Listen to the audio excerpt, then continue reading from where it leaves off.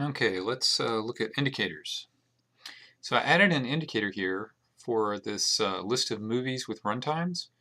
I thought it might be fun to graphically look at the runtime of the movie, so that because these numbers kind of blur all together, but you can real easily, you pick out which ones are long, which ones are short really easily with the graphic here, and that's what it's for. It's to show you how lets values pop out as you're scanning the values.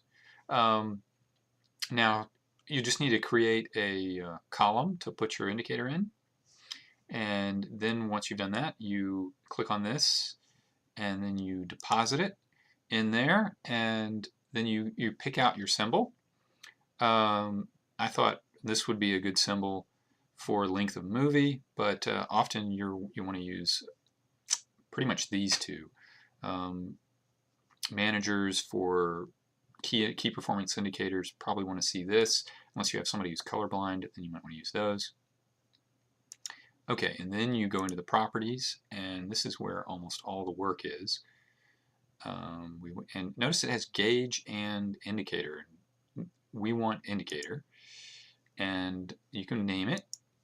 And this is, oh, and you could also have a tooltip here, and you can programmatically do a tooltip here. So when somebody mouses over it, you could show them some values. So one of the real important thing to do, the first thing you want to do is what value are we keying off of? What are we displaying with this graphic? So make sure that you get the right field for that. Otherwise, you're not going to get anything. And then you have to just select whether that value is percentage or just a numeric value. It needs to be, a value. It can't just be text, unless maybe you're using a function. And that's another thing too, is you could put a function here instead of just choosing one of these. But in this case, our value is not percentage, so we want numeric. And then I hard-coded a range of values in here for each of the icons.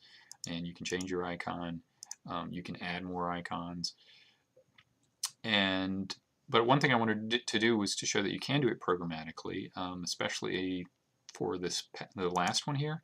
Because if, let's say, I put in a value of like 300, and then one of the movies had a runtime longer than 300, it wouldn't show up because it wouldn't get caught by this last indicator. So I just put in a quick function that did a max value on the field.